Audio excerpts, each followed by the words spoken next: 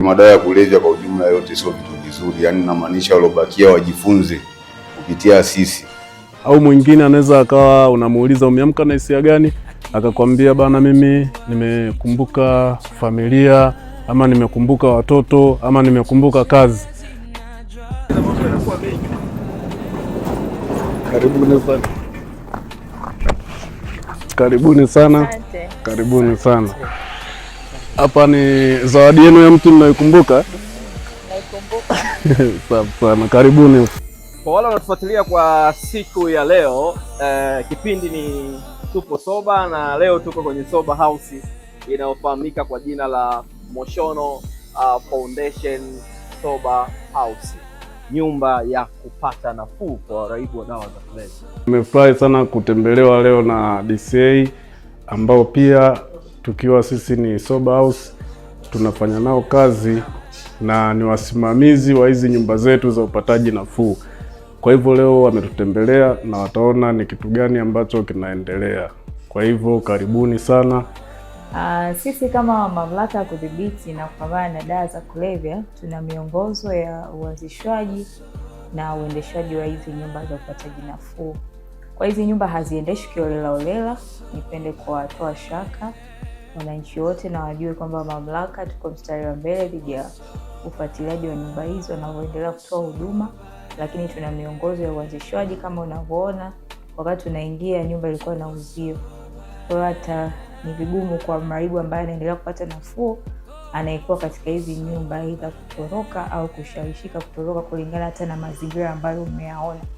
Tunamtanguliza Mungu kwa kila kitu. Hata kwenye hizi program zetu kuna misingi ya imani za kiroho tunawafundisha, na ni watu ambao walikuwa wamepoteza mahusiano na Mwenyezi Mungu. Kwa hiyo tunawafundisha kurudisha mahusiano na Mwenyezi Mungu.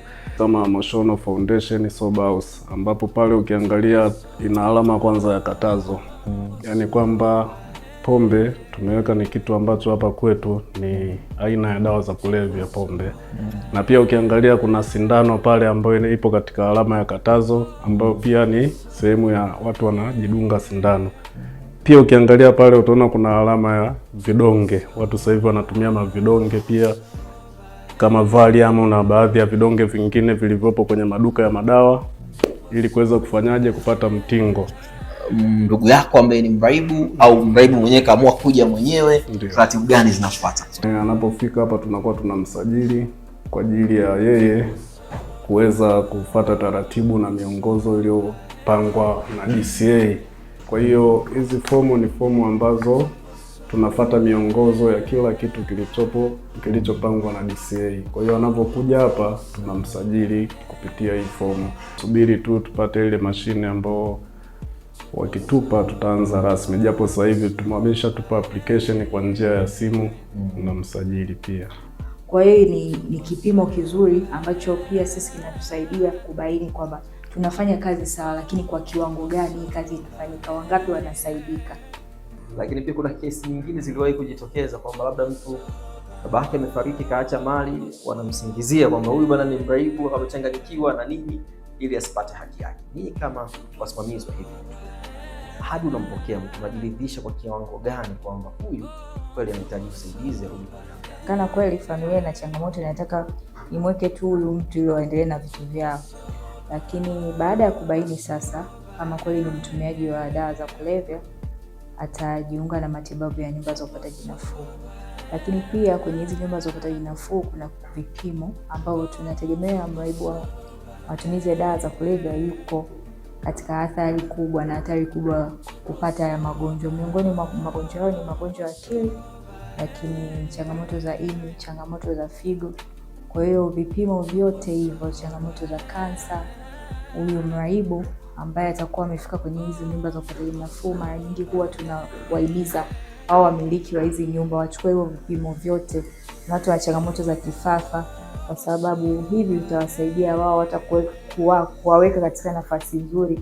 Hata kama huyu mraibu atapata changamoto ya magonjwa ya akili, wajue kabisa huyu mraibu anahitaji kuendelea na matibabu akiwa ndani ya hizo nyumba za upataji nafuu au zile kliniki za magonjwa ya afya ya akili.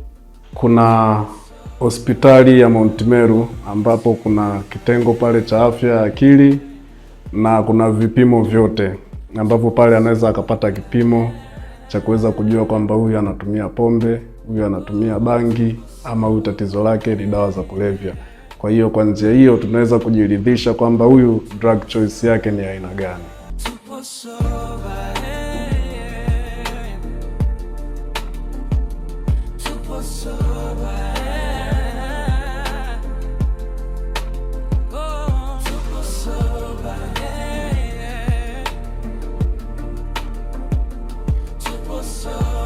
Mnajisikiaje kuwa hapa?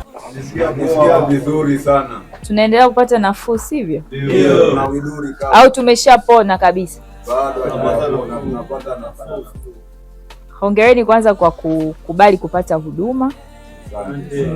Kwa hiyo kile kitendo cha utayari na kukubali kupata huduma unajiweka katika mazingira mazuri ya wewe kuweza kusaidika na kupona kwa uharaka. Healing session ni kipindi cha wewe kuweza kutambua hisia zake ili aweze kujua ameamka katika hisia gani, kwa sababu asubuhi mtu anakuwa anaamka na hisia nyingi, hisia mbalimbali. Unaweza ukamuuliza umeamka na hisia gani, akakwambia mimi nimeamka na hisia sijisikii kukaa hapa, nimechoka kukaa hapa, nataka kuondoka. Au mwingine anaweza akawa unamuuliza umeamka na hisia gani, akakwambia bana mimi nimekumbuka familia, ama nimekumbuka watoto, ama nimekumbuka kazi. Lakini kiuhalisia anapokuwa hapa lazima aanze kukumbuka hivyo vitu kwa sababu yupo katika utimamu. Lakini vitu mara nyingi anapokuwa anavikumbuka ni vitu ambavyo alikuwa ana uwezo wa kuvifanya alipokuwa kule nje. Hizi ni tiba kazi ambazo zinaweza kumsaidia yeye kuweza kuwa ni productive member kwenye society, ambapo hapa wanachomelea. Yes, wanaonekana hapa wakiwa wametengeneza hivi viti na vile kule ambavyo mnaviona kule, vyote hivi ni wenyewe ni kazi zao za mikono. Matatizo yapo kumpata mtu yoyote. Sasa namna ambavyo mtu anapokea zile changamoto ambazo anashindwa namna gani bora ukabiliana na hizo changamoto, ndio unajikuta anajiingiza dhidi ya matumizi ya dawa za kulevya. Bwana Brenda, tumeona hapa, tumefika, tumekuta kuna TV na ndugu zetu hapa wanatazama. Muongozo unazungumzaje juu ya uwepo wa hivi? Lazima sio lazima? Kama ambavyo tulisema kwamba nyumba za upataji nafuu sio jela. Tunaona waraibu wanaoendelea kupata nafuu wanapata nafasi ya kupata refreshment kama hivi, wanaangalia mipira, lakini kujihusisha na michezo mbalimbali ambayo itawafanya wasiwe idle wanapokuwa katika hizi nyumba, bali wawe active, akili zao ziweze kujishughulisha na wapate muda wa kuangalia vitu kama hivi. Hapo nalala, hapa TV ipo. Yes. Kuna limitation yoyote ya namna ya kutazama au wakisikia tu wanawasha? Waga kuna muda maalum, kwa sababu ukisema tu akijisikia anawasha ina maana kila saa watakuwa wanaangalia. Tutaonyesha sura kwa sababu hatukuwa tumewaandaa, lakini pia ni tayari wa mtu. Kwa hiyo utasikia tu sauti, utaelewa kile ambacho tumekiuliza. Mimi katika upande wa kutazama TV najisikia vizuri kwanza. Najisikia vizuri kabisa kwanza, najisikia fresh. Kwa hiyo hata kuwepo hapa hivi mimi naona ni sahihi. Na hapa sio jela kiukweli. Hapa mahitaji yangu yote muhimu nayapata.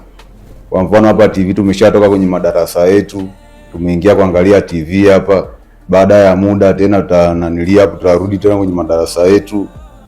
Pia baada ya hapo saa 2 usiku tena tunaangalia taarifa ya habari. Tunaendelea kupata taarifa mbalimbali za dunia, tujue dunia jinsi inavyoenda kwa sasa. Kiukweli najisikia vizuri sana. Na najisi kweli hata na wale wote waliopo kule nje wajue kabisa sehemu kama vile hapa ni sehemu sahihi kabisa na salama. Yaani tunaishi kama vile nyumbani. Kiangalia mimi hata nyumbani nilipokuwa nikiishi na hapa ni tofauti. Yaani kuna vitu vingine nyumbani nilivikosa, lakini hapa nimekuja nimevipata.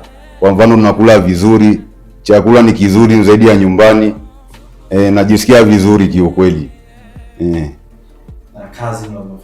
Kazi, majukumu, pia tuna garden hapo nje. Shughuli mbalimbali tunazifanya. Pia hii hapo inatusaidia ili tuende kuwepo wanachama wazalishaji huko nje. Maana sisi tulikuwa ni tegemezi hapo mwanzoni huko nje tulikotoka, inatusaidia sana kiukweli. Vyote kwa ujumla sio vizuri, madawa ya kulevya kwa ujumla yote sio vitu vizuri. Yaani namaanisha walobakia wajifunze kupitia sisi. Wajifunze, sio vitu vizuri vyote hivyo. Madawa ya kulevya yote kwa ujumla sio vitu vizuri. Ndio. Umepoteza kwa kiasi gani? Nimepoteza kwa kiwango kikubwa sana. Nikiangalia mimi nilikuwa na mke wangu nilikuwa nikiishi naye, amenikimbia hapo nyumbani. Jamii imenitenga. kafika kipindi nikajikuta sina thamani katika jamii huko. Matarajio kwa namna ulivyokaa hapa unaona kuna mwelekeo wa kurudi kuwa timamu kabisa. Ya mwelekeo upo 100%. Naona zile ndoto zangu zote zilizokuwa zimekufa zinaanza kufufuka tena huko. Yes. Kwa hapa muda wote mtu anaweza kujihudumia mwenyewe. Mtu anajihudumia, anajisikia uko nyumbani zaidi. Okay. Miongozo inaelekeza kwamba kwanza chumba kiwe na nafasi, lakini sio nafasi tu, kuwe kuna ventilation. Kama tunavyoona hiki chumba kina madirisha mawili ambayo tunategemea huyu mtu atakuwa anapata hewa nzuri. Yes. Lakini chumba sambamba na hapo, hiki chumba kina washroom, kwa hiyo mtu anaweza akaweza kujihudumia katika kutumia hizo washroom ambazo ziko katika hiki chumba. Kwa hiyo kutokana na miongozo, hiki chumba kinakidhi kabisa vigezo vya mraibu kuendelea kupatiwa matibabu akiwa katika hii nyumba ya upataji nafuu. Kuna tofauti gani ya namna ambavyo mnampokea mraibu yule ambaye huko mtaani labda anaonekana ana changamoto hadi amefungwa kamba na nini, kwa huu tulivu uliopo hapa ndani? Ni rahisi kumcontrol? Kuna namna ambavyo huwa mnamtuliza kiwango cha kuamua kusema sasa nakaa hapa, hata kama hakuwa tayari mnampa huo tayari? Huwa tunamshauri ni familia ama ni ndugu wampeleke kwenye kitengo cha afya ya akili kabla hawajamleta hapa. Wahakikishe kwamba huyu mgonjwa ameshapelekwa kwenye kitengo cha afya ya akili na ameshaanza matibabu, na akishafikishwa hapa sisi tunampokea akiwa anaendelea na matibabu hospitali. Kwa hivyo wanakuwa kama ni dawa zake anaendelea kutumia, tunakuwa tunampa. Turuhusiwi kumpiga na pia turuhusiwi kumpa dawa mpaka tupate idhini kutoka kwa daktari. Tunapokuja kutembea katika hizi nyumba za upataji nafuu, mara nyingi huwa tunataka tubaini hao waraibu ambao wanaendelea kupata nafuu kama wana changamoto zozote wanazozipitia wakiwa katika hizi nyumba za upataji nafuu. Haswa ni kuzingatia utu wao na usalama wao wanapokuwa katika hizi nyumba. Mnaweka mazingira gani? Kuna watu wanasema nikimpeleka pale nilishampeleka sehemu nyingine akatoroka, napata hasara tu. Hapa mna hivyo vitu viwili mnafanya. Yes. Kwanza pia kuna wasimamizi ambao wanahakikisha huyu mtu yupo chini ya uangalizi anapofika hapa kwenye kituo. Kwa hivyo inakuwa kutoroka ni ngumu kwa sababu muda wote tunakuwa yupo katika chini ya usimamizi. Lakini pia kitu kingine kuhusiana na swala la mtu kukaa hapa, inategemea na mtu tatizo limempiga kwa kiasi gani. Kwa hiyo tunajivunia kuona watu ambao wamepita kwenye kituo chetu na sasa hivi wapo nje wanaendelea na maisha yao. Tuondokane na hizo dhana potofu kwa wale wote ambao jamii wana ndugu zao, wapendwa wao, watu wao wa karibu ambao kwa namna moja au nyingine wamejiingiza dhidi ya matumizi ya dawa za kulevya, basi wazifikie hizi huduma za nyumba za upataji nafuu. Lakini kwa mraibu ambaye ametumia heroin, basi afikie huduma za Mati Clinic, pamoja na kama ambavyo tunashirikiana na vitengo vya afya ya akili, basi kama mtu ana changamoto ya magonjwa ya akili ambayo yasababishwa dhidi ya matumizi ya dawa za kulevya, afikie hivi vitengo vya afya ya akili aweze kupata matibabu. Tuwanyanyapae waraibu wa tatizo ya changamoto ya dawa za kulevya, bali tuwaunganishe na huduma saidizi za matibabu.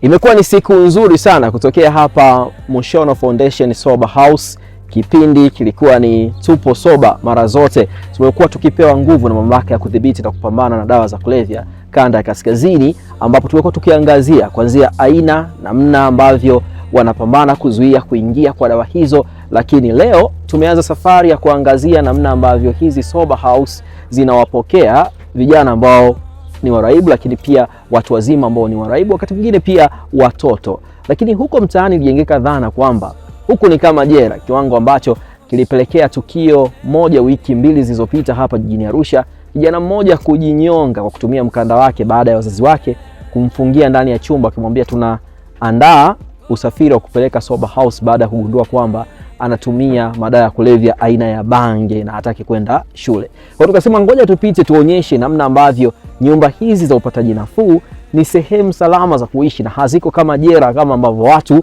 wanaamini kwamba huko labda kuna vitisho, kuna kupigwa. Kumbe hata sheria haziwaruhusu wao kupiga wala kutoa dawa yoyote. Ni sehemu ya kuja kupata usaidizi wa kisaikolojia ili kurejea katika hali yako ya kawaida. Tulikuwa na afisa kutokea mamlaka ya kudhibiti na kupambana na dawa za kulevya anafahamika kwa jina la Brenda, lakini pia mwenyeji wetu alikuwa ni Jacobo, na mimi ni mwandishi msomi naitwa Korumba Levabas. Kwenye mitandao ya kijamii unaweza kufuatilia mahojiano haya na kipindi hichi kwa jina la Tupo Soba. Usisahau kubonyeza alama ya subscribe Kalamu TV Online.